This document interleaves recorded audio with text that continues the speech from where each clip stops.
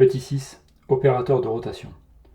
Nous avons vu les opérateurs position, les opérateurs translation et les générateurs de translation, qui sont les impulsions. Maintenant, nous allons voir les opérateurs de rotation et les générateurs de rotation, qui sont les moments cinétiques. On va aller vite parce que l'on va procéder par analogie avec ce que l'on a fait pour les translations, en définissant l'opérateur rotation à partir du générateur de rotation. On va faire une rotation R autour d'un axe de direction U et d'angle θ. Et si l'on applique cet opérateur à une fonction d'onde psi, à un vecteur d'état psi, on obtient un certain psi'. Et la valeur de cette fonction psi' au point R, donc en représentation R, sera la valeur de psi au point R auquel on a appliqué la rotation inverse. Note, c'est comme pour la translation. Quand on avait fait une translation A d'une fonction psi, on avait psi' de x égale psi' de x moins 1. Note, le R cursif, ou son chapeau, correspond à la rotation dans l'espace physique, tridimensionnel. Le R chapeau, en notation opérateur, est la représentation de cette rotation dans l'espace des états. Comme toujours, un opérateur point vecteur et en fait un autre vecteur.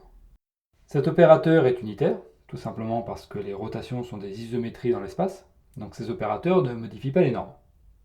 Donc R est un opérateur unitaire, et si c'est un opérateur unitaire, on peut, pour une rotation infinitésimale, exactement comme on l'a fait pour la translation dans le temps avec l'hamiltonien, ou avec la translation dans l'espace avec l'opérateur impulsion, l'écrire de la façon suivante. On écrit L chapeau de U avec l'indice U, parce qu'il s'agit du générateur des rotations autour d'un axe de direction U. Donc LU est par définition le générateur des rotations, qui n'est rien d'autre que l'opérateur moment cinétique, nous allons le voir, ce qui n'est pas pour nous surprendre quand on connaît le théorème de Noether. Petit 7, générateur des rotations. Petit a, moment cinétique.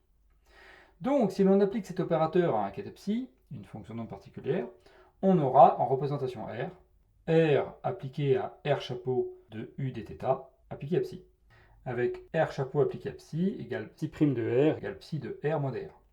Avec dr, le changement de position engendré par la rotation R. R appliqué à psi est le nouveau psi' au point R, donc c'est l'ancien psi au point R moins dr.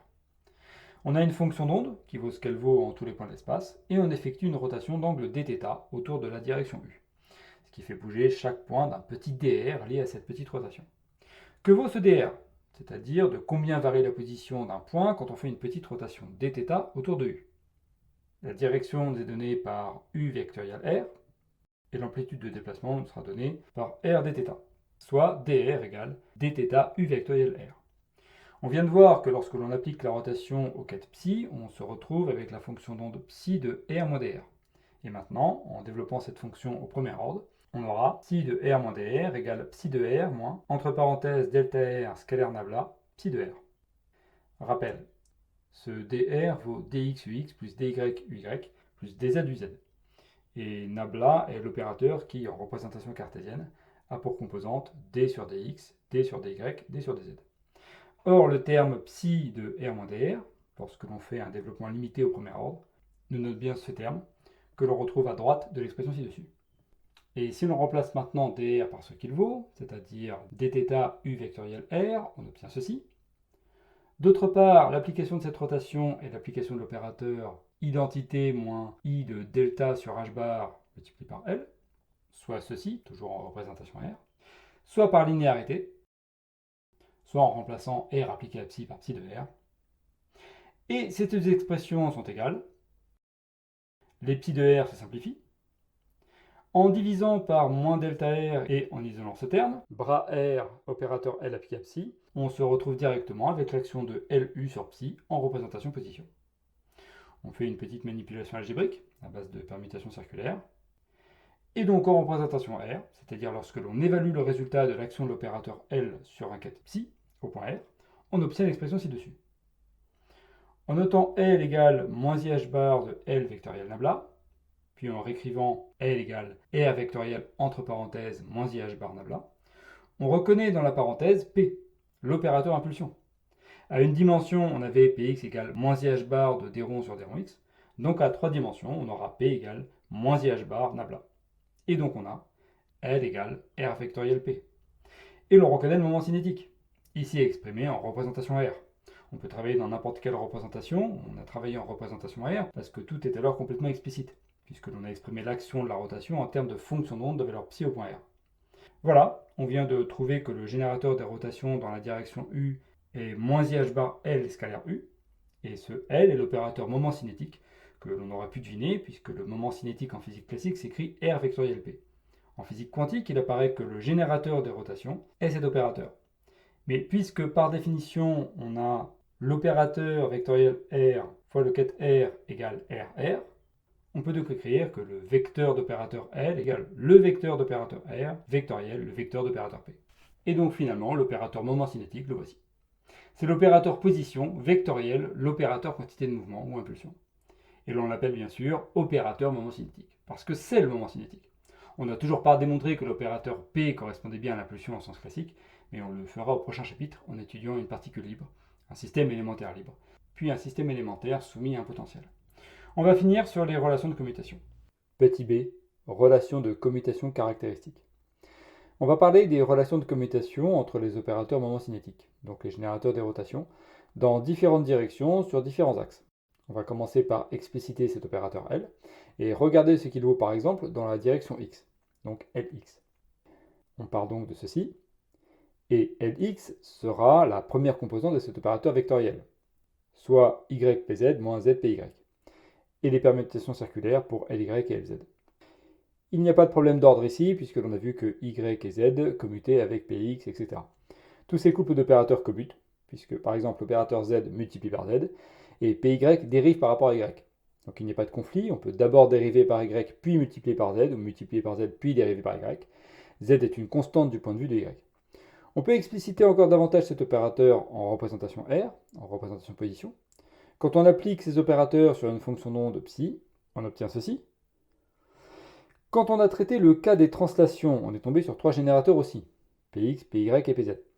Ces générateurs commutent, c'est-à-dire que si l'on fait Px, Py moins Py, Px par exemple, ça fait 0, parce que les translations elles-mêmes sont commutatives. C'est-à-dire que si l'on se déplace de 3 pas vers la gauche et de 2 pas vers l'avant par exemple, c'est pareil que si l'on s'était déplacé de 2 pas vers l'avant puis de 3 pas vers la gauche. On arrive au même point, c'est commutatif. Et donc les générateurs des translations commutent également. Mais pour les rotations, on va voir que les générateurs des rotations, c'est-à-dire Lx, Ly et Lz, ne commutent pas. Et ils ne commutent pas pour une raison fondamentale, c'est que les rotations ne commutent pas. En 3 dimensions, si l'on tourne dans un sens puis dans un deuxième, ou dans ce deuxième sens puis dans le premier, ça ne donne pas du tout la même chose. Les rotations dans l'espace ne commutent pas. Et l'on va voir que cela implique que les générateurs des rotations non plus ne commutent pas. En fait, ce que l'on va voir apparaître dans les relations de commutation des générateurs des rotations, c'est la structure même du groupe des rotations à 3 dimensions. Et l'on va trouver des relations de commutation qui sont caractéristiques non pas de la physique quantique en réalité, mais de ce que sont les rotations dans l'espace. On va préciser de quelle manière ces opérateurs ne commutent pas, c'est-à-dire que l'on va calculer ce que valent leurs commutateurs. On ne va pas tous les calculer, mais il suffit d'en calculer un, et puis les autres se déduiront par permutation circulaire. Donc on va par exemple calculer le commutateur Lx et Ly, en représentation position tant qu'à faire, puisque l'on vient d'expliciter les variables. On a par définition que le commutateur entre Lx et Ly égale Lx et Ly moins Ly et Lx. On vient de calculer Lx et Ly, et on garde en tête que l'on applique en fait ces opérateurs à une fonction psi, donc à un ket généralisé psi. Et l'on va simplifier directement les moins IH bar qui vont donner moins AH bar carré en facteur. Ici l'idée est que la plupart des termes vont se simplifier. En fait, tous les produits qui donnent des dérivées secondes. Par exemple, ce produit en rouge aura son pendant du côté droit, et donc les deux se simplifient. Et après toutes les simplifications, il reste h bar carré de x fois d rond sur d rond y, moins y fois d rond sur d rond x. On voit alors que cette expression n'est ni plus ni moins que la troisième composante de l'opérateur vectoriel L, à IH bar près, puisque h bar carré égale IH bar fois moins IH bar. Et l'on vient de montrer que le commutateur entre Lx et Ly est égal à IH bar Lz. Et de la même façon, par permutation circulaire, on peut déduire Ly Lz et Lz Lx. Ce sont les relations de commutation caractéristiques des rotations, qui sont en fait les relations de commutation caractéristiques d'un opérateur moment cinétique. Et si l'on se souvient de ce que l'on avait vu avec les matrices de Pauli, on voit que le spin, l'opérateur de spin, que l'on a introduit indépendamment de toute cette théorie des rotations, mais via l'expérience de Stern-Gerlach, est un opérateur moment cinétique. D'où le lien avec les rotations que l'on avait vu se manifester à travers la sphère de Bloch. Note, on avait trouvé un opérateur spin qui valait, pour notre spin 1,5, S égale h bar sur 2 sigma. Et l'on avait par exemple le commutateur entre sigma x et sigma y, qui nous donnait au final 2i sigma z. Et si l'on remplace sigma x, sigma y et sigma z par ce qu'ils valent via cette égalité, on note bien que le commutateur entre Sx et Sy égale IH bar Sz. Pareil avec toutes les permutations circulaires. Tout ce que l'on a dit sur le lien entre spin et rotation, bien que ces rotations ne soient pas des relations explicites dans l'espace comme ici, mais si on applique une rotation dans l'espace, c'est-à-dire que l'on tourne le Stern-Égard là, l'appareil qui mesure le spin, si l'on fait une rotation dans l'espace physique, on a une modification dans l'espace interne des états de spin qui est associée à cet opérateur S.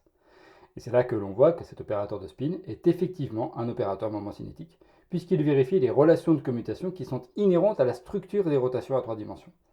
Et toute la théorie générale du moment cinétique consiste à voir toutes les réalisations possibles de cette structure du groupe des rotations dans d'autres types d'espaces. Voilà qui clôt le chapitre 4. On aura introduit l'opérateur moment cinétique, qui est juste le générateur des rotations, de même que l'opérateur impulsion est le générateur des translations, et que l'opérateur énergie, le hamiltonien, est le générateur des translations dans le temps. On a donc vu ce qu'était l'espace des états de position, les fonctions de carré sommables, et on a vu quelles étaient les opérations simples que l'on pouvait faire dans l'espace, des translations, des rotations, etc. Et on a vu les générateurs associés, qui sont des opérateurs familiers, dont les grandeurs physiques correspondantes en physique classique sont tout à fait familières, impulsion ou quantité de mouvement et moment cinétique. On va passer maintenant au chapitre 5.